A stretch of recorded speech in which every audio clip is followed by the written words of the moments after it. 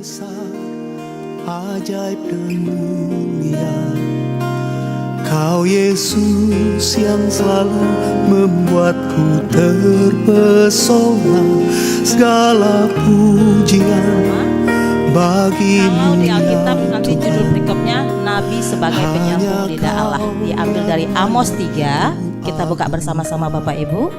Amos 3 ayat yang pertama sampai yang ke-8. Semua sudah menemukan Bapak Ibu? Amin. Ya. Oke, Bapak Ibu, karena ini ada 8 ayat Bapak Ibu, kita akan membaca secara responsoria. Tapi saya mau Bapak Ibu, firman Tuhan jangan dibaca hanya seperti kita baca begitu Bapak Ibu. Karena percaya setiap kata demi kata di sana ada kuasa yang besar Bapak Ibu. Ya, oke, Amos 3 ayatnya nanti yang pertama sampai ke-8. Saya akan membaca ayat pertama, Bapak Ibu ayat kedua, demikian seterusnya sampai ke-8. Saya baca dari judul perikop. Nabi sebagai penyambung lidah Allah. Dengarlah firman ini yang diucapkan Tuhan tentang kamu, hai orang Israel, tentang segenap kaum yang telah kutuntun keluar dari tanah Mesir. Bunyinya,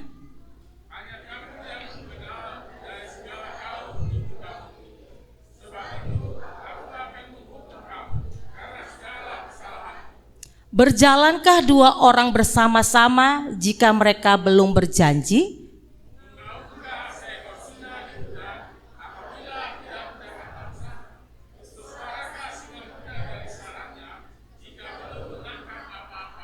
Jatuhkah seekor burung ke dalam perangkap di tanah apabila tidak ada jerat terhadapnya?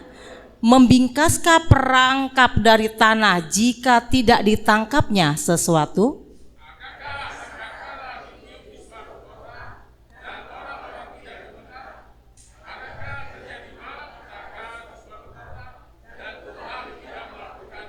Sungguh, Tuhan Allah tidak berbuat sesuatu tanpa menyatakan keputusannya kepada hamba-hambanya para nabi.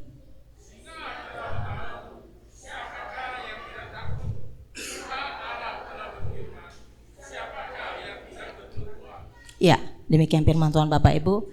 Ya Bapak Ibu, di Amos ini ada 9 pasal, ada 146 ayat, dan ada 4.217 kata. Ini kalau kita buka di ada kitab sini ya, ada tafsiran juga di sini ya. Nah, penulisnya ini adalah Amos Bapak Ibu. Dan di Amos ini Bapak Ibu, ya di sini tadi Nabi sebagai penyambung lidah Allah. Nabi di sini, Bapak Ibu, di sini yang dipakai Tuhan adalah Amos. Memang di sini sebut Nabi, tetapi kalau kita baca dari yang pertama, Amos yang pertama Bapak Ibu, pasal yang pertama ya, Amos itu bukanlah seorang nabi. Kita akan berkenalan dulu dengan Amos ya. Amos itu adalah ya, dia bukan seorang nabi, tetapi Tuhan memanggil dia. Nah, kita akan melihat dulu Bapak Ibu, nabi itu artinya seorang yang menyampaikan firman Tuhan. Jadi Amos itu tidak seperti yang lainnya. Dia bukan seorang nabi, dia bukan seorang profesional, dan dia juga bukan seorang, kalau istilah sekarang, bukan seorang teologi ya. Dia juga bukan seorang pendeta. Tetapi dia dipanggil Allah, dia dipanggil Tuhan. Ada sesuatu, ada sebab kenapa dia dipanggil Tuhan. Oke, kita akan berkenalan ya. Karena dia sudah dipanggil Allah, dia sudah dipanggil Tuhan ya. Maka Amos adalah seorang nabi ya, secara karena Tuhan sudah panggil dia, jadi otomatis dia langsung menjadi nabi. Tapi kalau secara kesehariannya Amos bukan seorang nabi ya. Jadi Amos, kita berkenalan dulu. Amos itu adalah seorang nabi di abad ke-8 sebelum Masehi, dan rekan sejamannya itu ada Yesaya, ada Mika di Yehuda, dan Yunus serta Hosea di Israel. Ya, di sini Amos. Dan ia menyatakan 4 fakta penting tentang dirinya. Itu nanti ada di Amos 1 ayat 1. Bapak Ibu, saya tidak akan membahas pasal 1 sampai 9 karena ini ada banyak, tetapi kita akan secara khusus tentang apa sebenarnya yang mau Amos sampaikan kepada kita. Jadi Bapak Ibu, Amos ini bernubuat. Firman yang disampaikan itu namanya nubuat. Jadi kalau berbicara sebagai seorang nabi berarti dia namanya bernubuat. Dan di sini Amos menyampaikan sesuatu perintah penting, pesan penting, berarti Amos bernubuat. Jadi kita harus memahami bernubuat berarti ya Bapak Ibu, ya dia berbicara sebagai seorang nabi. Dan apa yang dikatakan nabi? Nabi itu hanya menyampaikan apa yang firman Tuhan sampaikan kepadanya. Bisa melalui penglihatan-penglihatan, bisa juga seperti dia akan menyampaikan apa yang akan terjadi di depan, apa yang akan terjadi selanjutnya. Jadi nabi ini, Amos ini menyampaikan apa yang disampaikan Allah kepadanya. Dan di sini Bapak Ibu kita lihat, di sini ada pesan yang agak keras, agak ditekankan, dengarlah firman ini. Jadi kita harus dengar firman ini Bapak Ibu. Diucapkan Tuhan tentang kamu. Jadi ada yang Tuhan sampaikan tentang Israel ini kepada Amos. Dan Amos mau sampaikan itu. Amos bernubuat, dia menyampaikan ada pesan penting yang harus didengar orang Israel saat itu.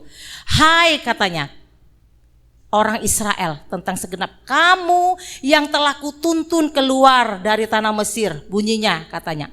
Di sini apa katanya Bapak Ibu? Hanya kamu yang kukenal dari segala kaum di muka bumi. Sebab itu aku akan menghukum kamu karena segala kesalahanmu. Ya, Bapak Ibu, di sini yang dikatakan maksudnya dikenal bukan berarti seperti saya dan Bapak Ibu seperti ini kita berkenal, bukan. Bukan seperti saya dan Bapak Ibu kita berkenalan, kita kenal. Bukan seperti ini Bapak Ibu ya. Ya, tapi berkenalan di sini Bapak Ibu ya, bahwasannya bangsa Israel itu Bapak Ibu adalah bangsa yang menjadi bangsa pilihan Tuhan. Di sini maksudnya kamu yang kukenal bukan berarti Tuhan tidak mengenal bangsa-bangsa lain ya. Karena pada pasal 1 dan 2 di situ ada banyak bangsa. Yang pertama ada Damsyik, kedua ada Gaza, ketiga ada Tirus, kemudian 4 ada Edom, yang kelima ada Bani Amon, yang keenam Moab, ketujuh Yehuda, dan yang ke-8 Israel. Ada 8 bangsa di pasal 1 sama pasal 2 ada 8 bangsa di situ. Dan semuanya ini melakukan kejahatan-kejahatan di hadapan Tuhan. Tetapi di sini Bapak Ibu ada penekanan di sini. Hanya kamu yang kukenal dari segala kaum di muka bumi ini. Berarti hanya kamu yang kupilih dari sekian bangsa-bangsa yang ada di sekitar kamu. Hanya kamu yang kupilih katanya. Sebab itu aku akan menghukum kamu karena segala kesalahanmu. Kok ada banyak yang berbuat salah, tetapi kenapa hanya satu yang akan dihukum karena segala kesalahannya? Saya waktu baca ini saya juga agak sedikit bingung. Kok begini gitu ya. Tetapi rupanya Bapak Ibu menjadi bangsa pilihan Tuhan itu spesial. Karena kalau sudah menjadi pilihan itu akan berbeda perlakuannya. Kepadanya bangsa Israel itu sangat menerima banget sekali kasih Tuhan. Banyak sekali menerima pertolongan Tuhan. Banyak sekali juga menerima mujizat-mujizat Tuhan. Bangsa pilihan Tuhan itu, dan sebenarnya Tuhan punya program itu, punya rencana yang luar biasa tentang bangsa Israel. Dia mau jadikan bangsa ini menjadi contoh. Dia mau bangsa ini menjadi bangsa yang membawa terang. Dia mau bangsa Israel menjadi bangsa yang bisa menerangi bangsa-bangsa yang lain yang mungkin mereka hidupnya dalam kegelapan. Tetapi kenyataannya apa Bapak Ibu? Kenyataannya Tuhan kecewa sama mereka. Bukan saja mereka menjadi contoh, malah mereka pun terikut dengan bangsa-bangsa lain. Kehidupan mereka, moral mereka semuanya anjlok, bobrok, rusak. Tuhan kecewa sama mereka. Dan katanya di sini Bapak Ibu, ya, bangsa Israel itu akan lebih banyak lagi menerima hukuman. Kenapa? Karena mereka yang menjadi bangsa pilihan Tuhan. Seharusnya mereka ini menjadi contoh. Mereka ini yang seharusnya menyampaikan bagaimana pertolongan Tuhan, menceritakan bagaimana Tuhan sudah memelihara hidup mereka. Mereka harus mempraktekkan kasih Tuhan yang sudah mereka rasakan. Mereka mentransferkan apa yang sudah mereka terima dari Tuhan. Tetapi kenyataannya tidak. Mereka tidak melakukan itu. Tetapi mereka beribadah, ya. Tetapi mereka juga menyembah kepada Allah-Allah lain, ilah-ilah lain, dan itu sangat mengecewakan Tuhan. Makanya dikatakan di ayat yang kedua, ya, ayat yang ketiga, berjalankah dua orang bersama-sama jika mereka belum berjanji? Bapak Ibu, Tuhan itu mau bangsa Israel itu menjadi bangsa kesayangannya, dan berarti kalau menjadi bangsa kesayangannya tentunya dia harus sejalan dengan Tuhan. Mereka harus sejalan. Mereka harus mengikuti apa yang Tuhan katakan, apa yang Tuhan pesankan, apa yang Tuhan perintahkan. Baru sinkron, baru bisa jalan, baru bisa terlaksana apa yang Tuhan rencanakan dalam hidup mereka. Tuhan mau pelihara mereka, Tuhan mau sertai mereka, Tuhan sudah lakukan semuanya buat mereka. Buktinya apa? Penyertaan Tuhan kepada mereka 40 tahun loh. Saya waktu beberapa minggu yang lalu atau bulan yang lalu saya baru menyampaikan bagaimana Tuhan pelihara mereka selama mereka perjalanan mereka keluar dari Mesir sampai mereka kepada tanah perjanjian. Bagaimana Tuhan begitu mengasihi mereka. Dan itu enggak diingat mereka loh. Malah mereka apa? Mereka tetap ibadah, tetap kasih persembahan segala macam, korban bakaran. Tetapi hatinya Bapak Ibu, hatinya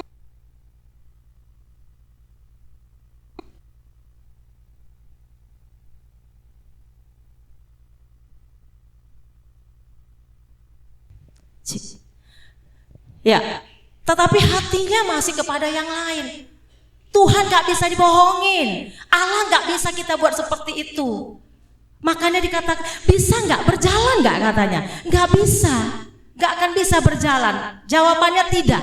Bagaimana mungkin jika tidak ada persahabatan bisa ada? Ya, tidak ada persahabatan, tidak ada persekutuan. Jika dua orang berselisih, mereka harus membereskan perbedaan dulu di antara mereka dahulu sebelum bersepakat atas hal-hal yang baik. Jadi Tuhan ini udah berselisih dengan Israel, sudah berselisih dengan Tuhan. Tuhan bilangnya apa, mereka bilangnya apa. Tuhan suruhnya apa, mereka kerjakan apa. Sudah ada perselisihan di antara mereka dengan Allah. Dan ini tidak akan bisa sejalan. Makanya berjalankah dua orang bersama-sama jika mereka belum berjanji? Seharusnya ada, ya. Dan Israel telah menghina Allah, melanggar kovenan mereka dengannya. Apa itu kovenan? Kovenan itu adalah perjanjian atau ikatan suci antara Allah dengan umatnya. Seharusnya umat Israel itu tetap percaya, tetap mengikuti perintah Tuhan, dan mereka tetap setia beribadah menyembah kepada Allah. Tetapi pada dasarnya dan kenyataannya Israel telah menghina Allah, melanggar kovenan, yaitu perjanjian atau ikatan suci antara Allah dengan umatnya. Dan itu tidak bisa. Berjalankah dua orang bersama-sama jika mereka belum berjanji? Jawabannya tidak. Kita pun gak akan bisa Bapak Ibu, ya. Kita juga gak akan bisa berjalan bersama dengan Allah kalau hati kita ini terbagi dua. Kalau memang kita mau menyembah Allah, ya kepada Allah saja. Jangan cari yang lain-lain. Kalau ada lagi yang lain selain Allah, enggak bisa jalan, enggak. Kenapa? Karena Tuhan enggak mau diduakan.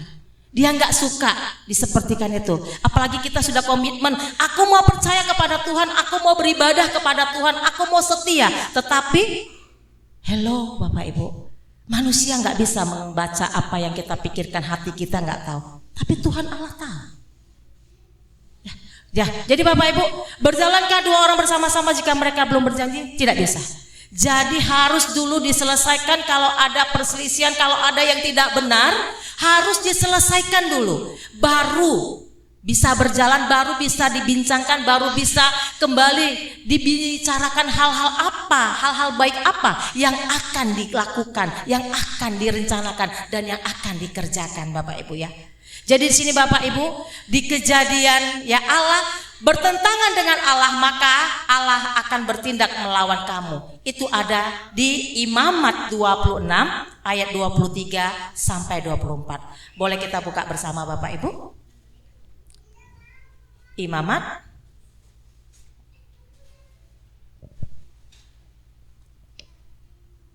Siksa.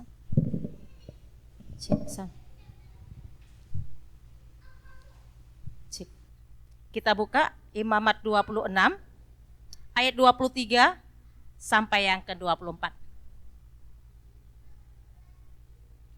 Kita akan baca Bapak Ibu. Ya, kita akan baca bersama-sama. Jadi bertentangan dengan Allah, maka Allah akan bertindak melawan kamu. Ya, kita akan baca Imamat 26 ayat 23 sampai 24. Kita baca ayat yang 23. 1, 2, 3. Jikalau kamu dalam keadaan yang demikian pun tidak mau kuajar dan hidupmu tetap bertentangan dengan daku, maka aku pun akan bertindak melawan kamu dan aku sendiri akan menghukum kamu 7 kali lipat karena dosamu. Jadi di sini memang masalah pertama itu dosa Bapak Ibu ya. Jadi kalau bertentangan dengan Allah, maka Allah akan bertindak melawan kamu. Ini yang tadi kalau sudah nggak bisa sejalan dengan Allah. Tidak akan bisa dua orang berjalan ya kalau tidak nggak akan bisa. Berjalankah dua orang bersama jika mereka belum berjanji? Jawabannya tidak. Sama seperti kita nggak akan bisa kita hidup berdampingan dengan Allah kalau kita tidak mau seturut dan sejalan dan mengikuti apa yang Allah perintahkan dalam hidupnya kita. Nah, jadi harusnya bagaimana Bapak Ibu? Harusnya kita tuh ya harus bergaul dengan Allah. Kita harus hidup dekat dengan Allah. Kita harus mengenal Dia. Bukan hanya sebatas kita baca firman selesai enggak, tapi hubungan dengan Allah ini Bapak Ibu lebih spesial. Allah mau kita itu berteman karib dengan Dia. Allah mau kita itu kita panggil Dia itu seperti gimana ya? Dia mau kita jadikan Dia itu seorang yang tidak ada duanya deh di dunia ini. Kita bergantung terus kepada Dia, kita bergaul karib dengan Dia. Sama kita lihat coba di Kejadian 5 ayat 22 Bapak Ibu. Kejadian 5 kita buat ya. Beginilah kalau mau berjalan dua orang bersama-sama ya. Kalau bisa berjalan bersama-sama itu harus seperti di Kejadian 5 ayat yang ke-22. Kita baca bersama-sama Bapak Ibu. 1, 2, 3. Dan Henok hidup bergaul dengan Allah selama 300 tahun lagi setelah ia memperanakan Metusala dan ia memperanakan anak-anak lelaki dan perempuan. Bapak Ibu, Henok orang yang bergaul dengan Allah. Makanya bisa sejalan dia dengan Allah. Allah bilang apa, Allah sampaikan apa, dia pun ikut dan hidupnya juga akan berbeda. Kemudian kita lihat lagi orang yang bergaul dengan Allah ya. Kejadian 6 ayat 9, mari kita buka bahasa bersama-sama. Kejadian yang 6 ayat yang ke-9.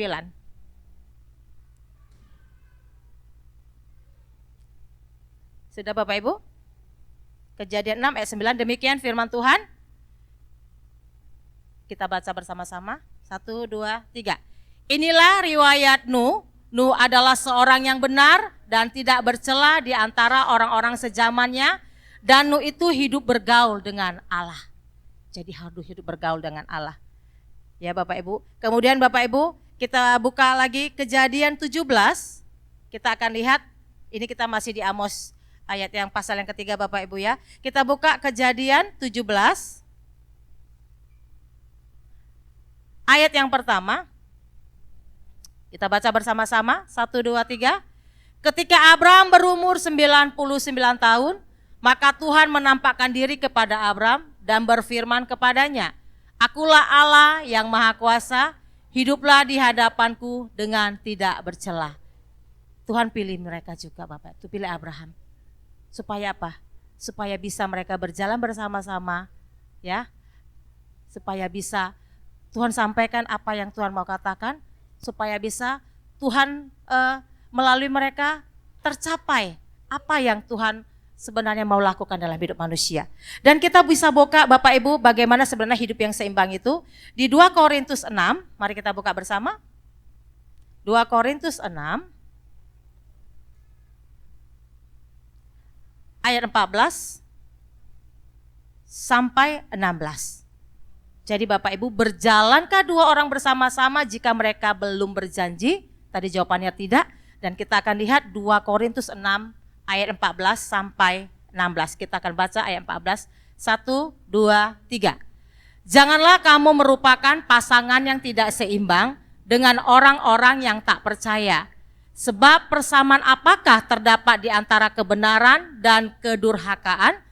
Atau bagaimanakah terang dapat bersatu dengan gelap? Ayat 15. Persamaan apakah yang terdapat antara Kristus dan Belial? Apakah bagian bersama orang-orang percaya dengan orang-orang tak percaya? 16. Apakah hubungan bait Allah dengan berhala? Karena kita adalah bait dari Allah yang hidup menurut firman Allah ini. Aku akan diam bersama-sama dengan mereka dan hidup di tengah-tengah mereka, dan aku akan menjadi Allah mereka dan mereka akan menjadi umatku. Bapak Ibu, kalau bisa sejalan ya seperti ini, harus seimbang ya. Terlebih yang di bawah tadi, aku akan diam bersama-sama dengan mereka dan hidup di tengah-tengah mereka, dan aku akan menjadi Allah mereka dan mereka akan menjadi umatku. Ini bisa sejalan Bapak Ibu kalau ada kesepakatan bersama. Ini bisa berjalan kalau ada mereka ya perjanjian dengan Allah. Tetapi kalau salah satunya nggak mau, yang satu mau, nggak bisa. Tuhan mau pilih kita tapi kita memberontak, nggak bisa. Tuhan mau atur kita tapi kita nggak mau diatur, nggak bisa. Tuhan mau pakai kita tapi kita nggak mau dipakai, nggak bisa. Tetapi nanti kita lihat di sini, kalau orang yang menolak, kalau orang yang nggak mau, emang bisa bebas begitu aja Bapak Ibu? Nggak bisa. Kalau sama manusia bisa Bapak Ibu, udah kalau kamu nggak mau, aku pilih yang lain. Kalau sama Tuhan nggak bisa main-main Bapak Ibu. Kalau dia sudah pilih kita, mau nggak mau kita harus kerjakan, kita lakukan. Dan Tuhan nggak pakai sembarang orang. Tuhan nggak asal-asalan pilih orang. Tetapi kita juga nggak bisa menentukan siapa yang mau Tuhan pilih. Terserah Tuhan siapa yang mau dipilih. Ya, jadi Bapak Ibu, berjalankah? Tidak bisa. Jadi untuk kita bisa sejalan dengan Allah, bisa berjalan sejalan dengan Tuhan, kita harus menyeimbangkan dirinya kita.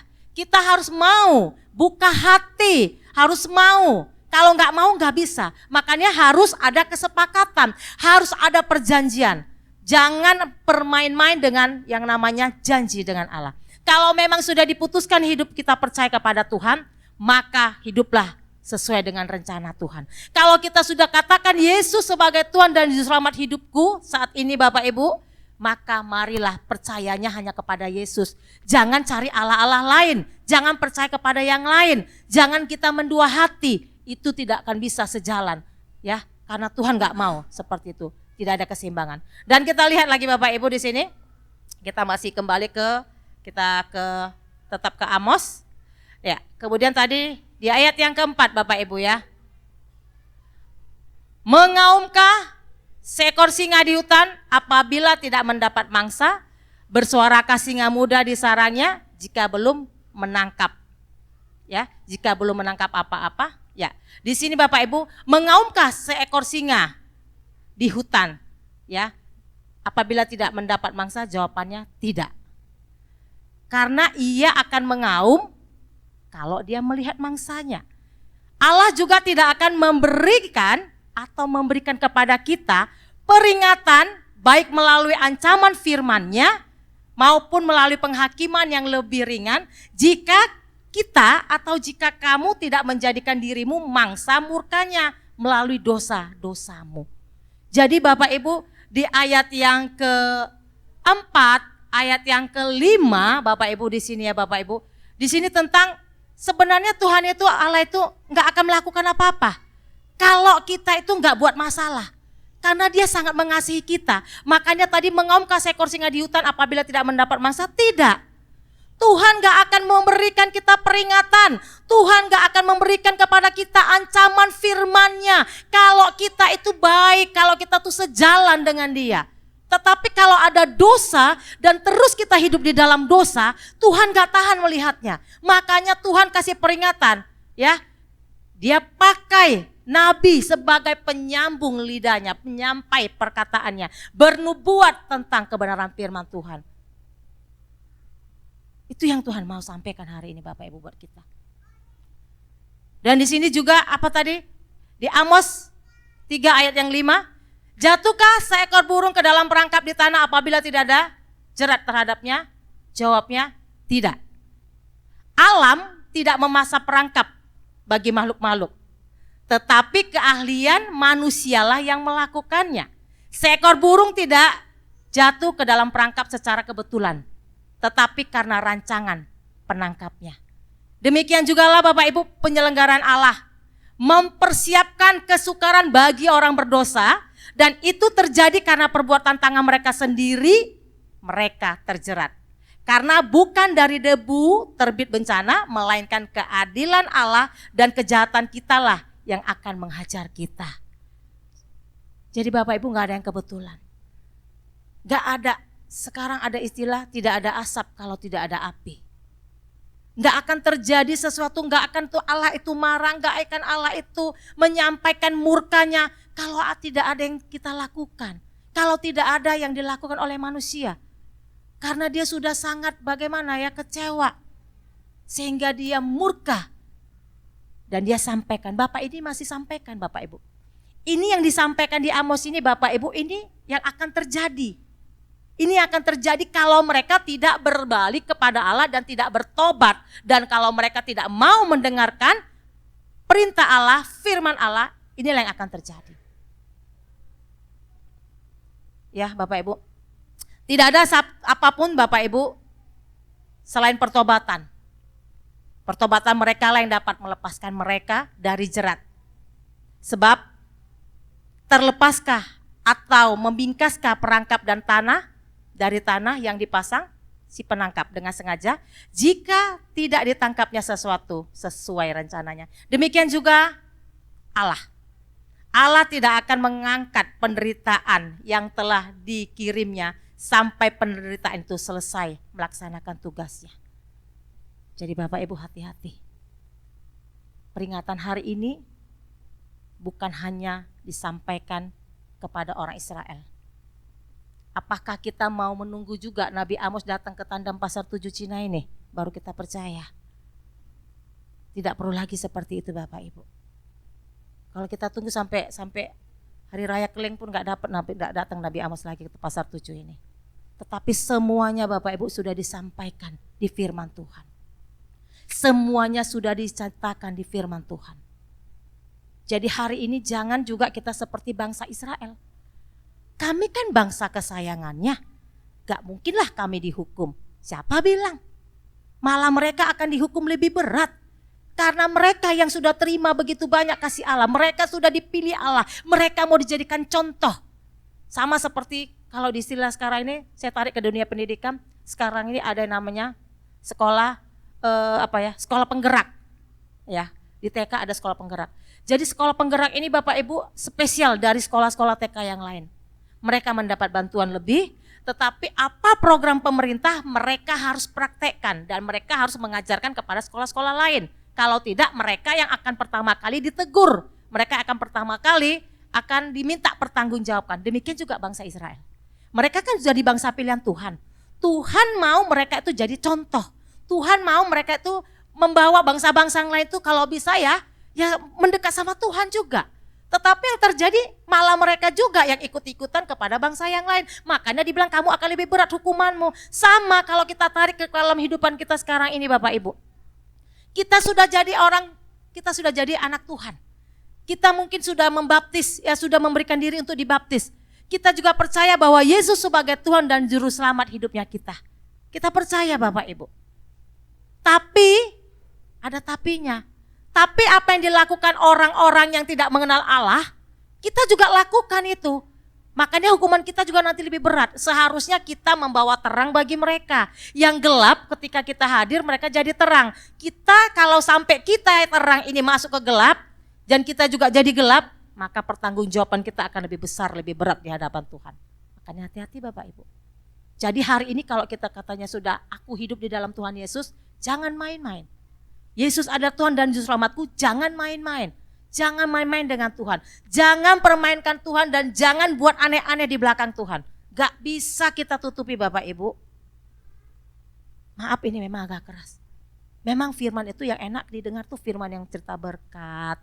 Firman-firman yang membahagiakan. Tetapi firman ini juga harus kita dengar. Supaya kita jangan lalai. Supaya kita jangan sampai mengabaikan setiap perkataan. Ini gak ada kaitannya ini sama kami, siapa bilang? Firman Tuhan ini juga untuk kita juga. Tetapi ini disampaikan. Bagaimana kecaman-kecaman berat bagi bangsa Israel. Ya, kemudian Bapak Ibu, ketika ada juga di Amos 3 ayat 6, Adakah sangkakala ditiup di suatu kota dan orang-orang tidak gemetar? Adakah terjadi malapetaka di suatu kota dan Tuhan tidak melakukannya?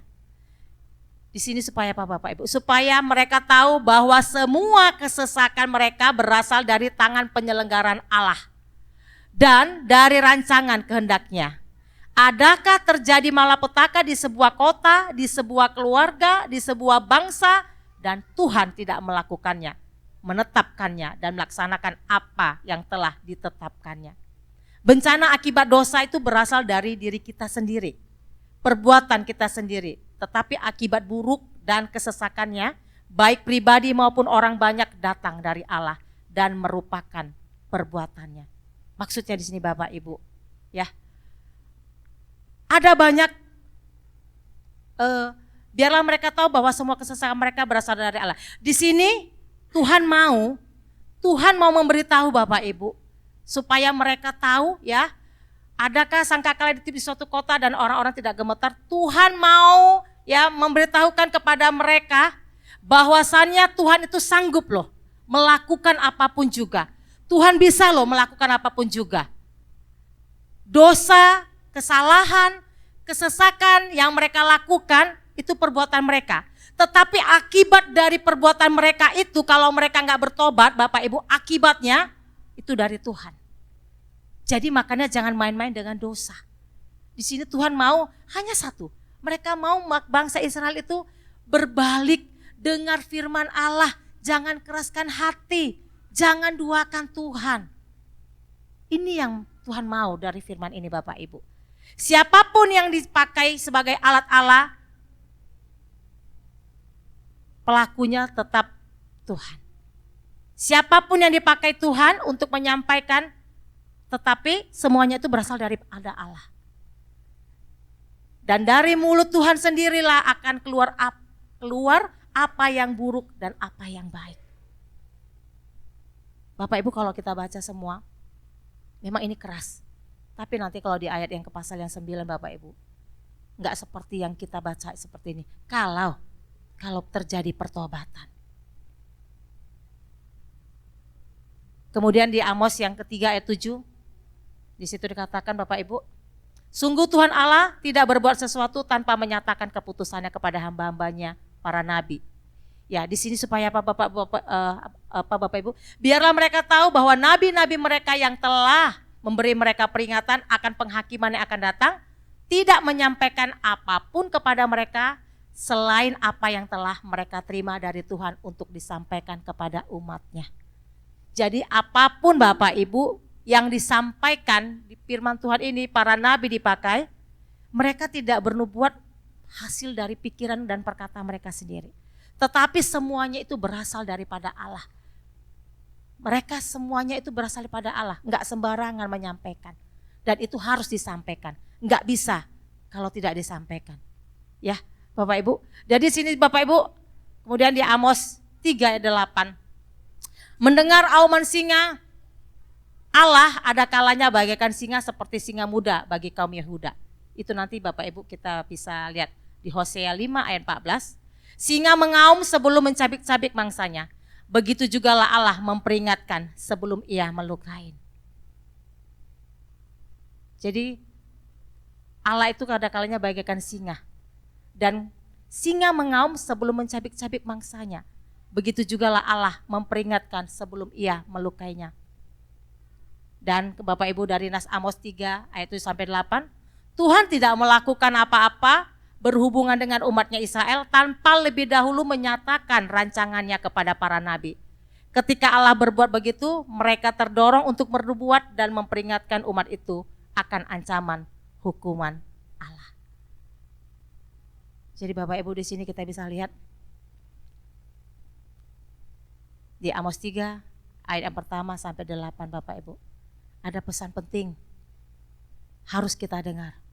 Jangan keraskan hati, lembutkan hati, dengar. Karena firman ini juga adalah untuk kita juga Bapak Ibu. Tuhan gak akan mungkin marah. Tuhan gak akan mungkin murka. Tuhan gak mungkin akan menyampaikan firman-Nya yang keras hari ini tanpa alasan. Ada sebab ada akibat. Di pasal 1, pasal 2 begitu banyak kejahatan, kedurhakaan, penganiayaan, kebobrokan moral. Terlebih lagi ibadah yang pura-pura munafik. Tuhan gak suka. Maka dari itulah muncul pesan keras hari ini yang Tuhan pakai Nabi Amos untuk menyampaikannya. Bukan hanya bagi kaum Israel, tapi juga bagi kita. Tuhan gak mau kita separuh hati. Tuhan gak mau kita menyimpang. Tuhan mau supaya kita berjalan bersama dengan Dia. Supaya kita bisa searah dengan Dia. Tuhan mau supaya kita itu berjanji dan kita tepati janji kita itu hidup dengan Tuhan. Jangan main-main. Kalau hari ini sudah hidup dengan Tuhan, hiduplah seterusnya dengan Tuhan. Kalau sudah hari ini kita jadikan Yesus sebagai Tuhan dan Juru Selamat, jadikanlah Dia terus menjadi Tuhan dan Juru Selamat hidup kita. Jangan hari ini Tuhan Yesus, besok beda lagi, besok beda lagi. Jangan nanti ketika susah cari yang lain karena dapat yang baik, ya. Pergi ke sana, minta dapat harta banyak, kita ke sana. Hati-hati Bapak Ibu, semuanya itu akan dipertanggungjawabkan di hadapan Tuhan. Jangan bermain-main dengan dosa. Jangan bermain-main dengan Tuhan. Kalau kita sudah mengikat perjanjian dengan Tuhan.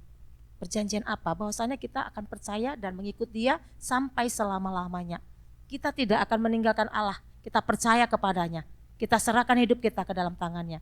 Dan kita sudah terima keselamatan di dalam Tuhan Yesus Kristus. Jangan main-main. Makanya di awal agak keras, dengarlah firman ini. Jadi kita harus dengar firman ini Bapak Ibu. Jangan semakin kita, dan di sini Bapak Ibu, di Amos ini kehidupan perekonomian orang Israel di sini meningkat, bagus. Nah ini juga menjadi peringatan, jangan semakin kita senang hidupnya, semakin diberkatin, ya kita tarik ke sekarang ini Bapak Ibu ya.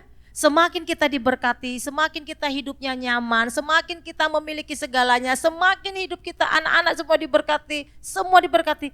Jangan semakin jauh dari Tuhan. Jangan semakin kita mengandalkan kekuatan kita. Tapi kita harus semakin dekat tentunya dengan Tuhan, dengan Allah, dengan Tuhan Yesus. Jadi intinya apa? Kita tetap bergantung kepada Tuhan, tetap percaya kepada Tuhan, jangan pernah menduakan Tuhan. Jadi kesimpulan Amos 3 ayat 1-8 Bapak Ibu, itu berisi panggilan Tuhan agar bangsa Israel mendengar firman-Nya, dan juga kepada kita agar kita mendengar panggilan Tuhan. Tuhan mau kita seiring dengan Dia, Tuhan mau kita seturut dengan kehendak-Nya, Tuhan mau kita berjalan dengan Dia. Supaya apa? Supaya jangan murka Allah itu datang. Jangan menyangka aku sudah diselamatkan Tuhan Yesus, aku sudah ditebus dosanya sama Tuhan Yesus, sekarang suka-sukaku, aku mau ngapain? Kan jadinya lagunya beda, bukan suka-sukamu Tuhan, tapi suka-sukaku Tuhan. Halo, itu yang terjadi sama bangsa Israel, pikirnya udah jadi bangsa kesayangan, terus mereka sesuka hati, mereka gak dimarahin, mereka gak dihukum lagi. Halo, enak kali. Sama seperti kita Bapak Ibu. Bukan berarti kalau sudah memberikan diri sudah dibaptis, ya kan? Aku sudah kasih persembahan banyak, aku sudah berikan ucapan syukur, aku sudah ini, aku sudah itu, aku sudah banyak membantu gereja, aku sudah banyak pelayanan, tetapi hidupnya enggak sesuai dengan kehendak Tuhan, Tuhan enggak suka. Enyahlah itu semua. Karena Tuhan mau hidup kita ini yang menjadi ibadah sejati di dalam kehidupan kita. Tetapi kalau sudah sehidupnya sudah dekat dengan Tuhan, bergaul karib dengan Tuhan, kemudian diberkati, memberkati kembali, menjadi saluran berkat, itu luar biasa Bapak Ibu. Kita akan merasakan sendiri kok. Dekat dengan Tuhan kita rasakan, jauh dari Tuhan juga kita rasakan sendiri kok. Makanya Tuhan ingatkan hari ini, jangan, gak mungkin katanya, ya Tuhan gak akan kasih peringatan ini tanpa sebab. Karena ada sebablah maka ada akibatnya. Jadi hari ini semua pesan-pesan yang disampaikan Tuhan melalui Nabi Amos bernubuat bagi bangsa Israel. Pesan-pesan itu kalau itu adalah sebab. Ada sebab karena bangsa itu sudah menjadi bangsa yang tidak lagi setia kepada Tuhan. Itu sebab. Dan akibatnya kalau mereka mengabaikan, tidak peduli, cuek akan pesan itu Bapak Ibu, akibatnya ada Bapak Ibu. Kehancuran akan menanti di depan. Bukan di belakang, bukan yang sudah berlalu, tapi yang akan datang. Sama seperti kita. Hati-hati kita dalam hidupnya kita. Hari ini kita bebek saja. Nggak apa-apa kok, aku buat dosa nggak ada masalah apa-apa kok. Aku buat ini, aku bebek aja kok. Kemana-mana aku selamat kok. Nggak hari ini. Pertanggungjawabanmu akan di depan sana, nanti kita akan pertanggungjawabkan di hadapan Tuhan. Jadi Bapak Ibu, peringatan penting, poin-poin utama pada firman Tuhan hari ini, peringatan dan hukuman bagi Israel. Kemudian pentingnya perjanjian.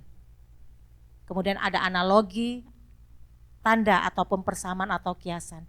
Ada peran nabi, Tuhan dan nabi di ayat terakhir ayat 3 sampai 8. Kemudian Tuhan mengawali dengan dengarlah firman ini ayat yang pertama. Jadi mari Bapak Ibu, siapkan hati kita. Jangan lagi kita berlenga-lenga, jangan lagi kita abaikan. Itu kan perjanjian lama, kita perjanjian baru. Jangan kita pisahkan Bapak Ibu. Jangan kita pisahkan. Pesan-pesan ini juga berlaku bagi kita. Jadi kita juga harus hidup bergaul dengan Tuhan. Harus bisa sejalan dengan Tuhan. Enggak akan bisa kita berjalan dengan Tuhan kalau kita tidak sepakat dengan apa yang Tuhan mau dalam hidup kita. Bukan apa yang kita mau ya Bapak Ibu, tapi apa yang Tuhan mau. Karena Tuhanlah yang menjadi pemimpin, Tuhanlah yang harus kita tinggikan dan muliakan, bukan kita yang diutamakan. Tapi Dia yang menjadi utama dalam hidup kita. Jadi hari ini, apapun yang sudah Tuhan sampaikan di ayat ke-8 Bapak Ibu, singa telah mengaum, siapakah yang tidak takut? Tuhan Allah telah berfirman, siapakah yang tidak bernubuat? Kita akan buka Bapak Ibu sedikit lagi.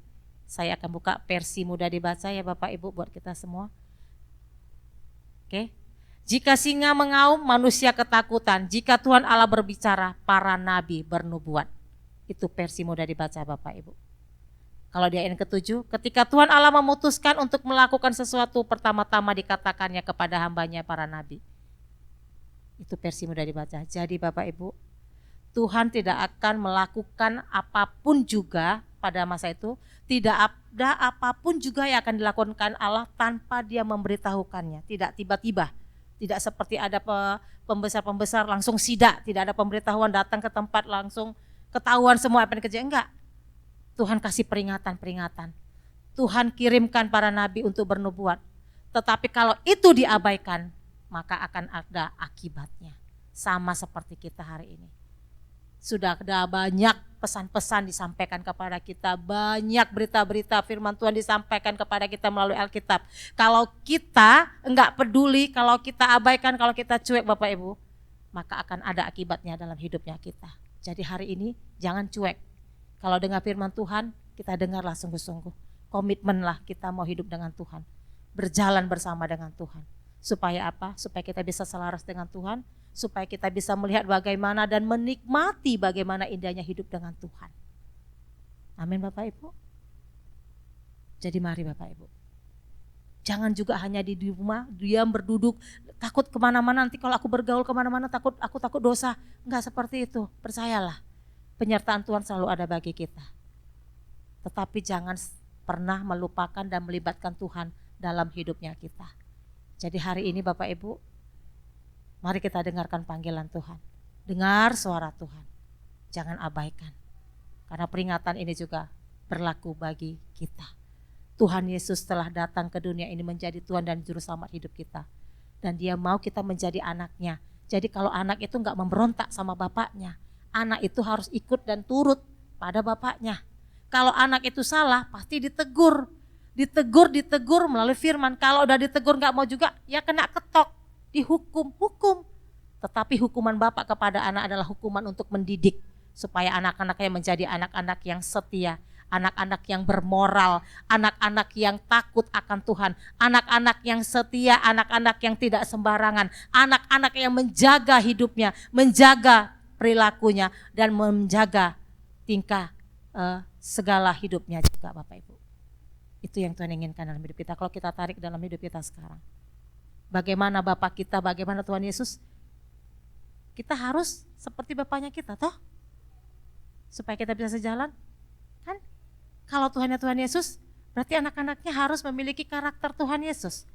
Itu Bapaknya kita. Jadi kalau kita nggak sama, nggak bisa sejalan, jadinya beda.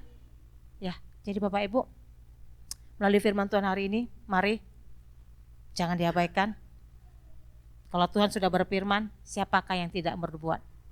Jadi siapapun, apapun yang Tuhan sampaikan, apapun yang Tuhan katakan, Bapak Ibu, jangan pernah kita abaikan. Karena itu adalah perintahnya Tuhan. Dan siapapun yang menyampaikan firman Tuhan itu Bapak Ibu, jangan pandang orangnya, tapi kembalikan kepada firman Tuhannya. Karena manusia bisa salah, tetapi firman Tuhan itu tidak akan pernah salah. Kalau manusia menyampaikan, ambil firmannya. Karena kalau manusianya jangan ditiru sifatnya, jangan ditiru tingkah lakunya, karena manusia bisa salah. Makanya Pak Gembala, Pak Ginting, Pak Ibu Supi juga selalu sering bilang, kembalikan semuanya kepada firman Tuhan, jangan kepada orangnya.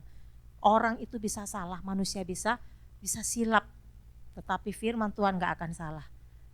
Dan hati-hati kalau kita mendengar ada orang bernubuat, kembalikan kepada firman. Karena bernubuat ini juga bisa asli, harus diperiksa keasliannya Bapak Ibu. Dari mana kita bisa melihatnya Bapak Ibu? Ya dari buahnya. Sesuai enggak yang disampaikan dengan apa yang dilakukan? Cocokkan dulu kepada firman. Lihat ke dalam kehidupannya. Kalau enggak cocok ya firman Tuhannya aja kita ambil. Jangan, enggak cocok itu sama aku orangnya. Tapi firmannya kan firman Tuhan tuh enggak bisa salah. Kan seperti itu Bapak Ibu. Ya jadi Bapak Ibu, demikianlah firman Tuhan pada hari ini. Pesan hari ini buat kita semua, mari dengar suara Tuhan. Tuhan mau supaya kita menjaga hidupnya kita, supaya kita setia kepadanya. Jangan kita mendua hati di hadapan Tuhan. Jangan ibadah kita itu hanya sebagai ibadah yang pura-pura, ibadah munafik.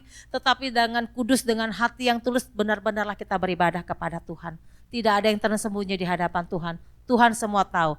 Peringatan-peringatan sudah disampaikan. Nabi-nabi mungkin gak akan datang lagi, Nabi Yesaya, Nabi Mika, Nabi apa gak akan datang ke tandang pasar 7 ini. Tetapi semuanya sudah bisa kita lihat di firman Tuhan. Semuanya ada di firman Tuhan. Jadi kuncinya apa Bapak Ibu? Kuncinya kita harus baca firman Tuhan. Dengar firman Tuhan. Dan kita juga Bapak Ibu, kita bisa menjadi penyampai kebenaran firman Tuhan kepada orang yang tidak mendengar, yang tidak mengenal firman Tuhan. Ini yang Tuhan mau dalam hidup kita. Kita juga bisa sebagai penyambung lidah Allah untuk menyampaikan kebenaran Tuhan. Menceritakan kebaikan Allah kepada orang lain juga. Kita membawakan terang. Tuhan sudah memilih kita. Sekarang kita adalah juga anak-anak pilihan Tuhan. Kita juga adalah Israel pilihan Tuhan.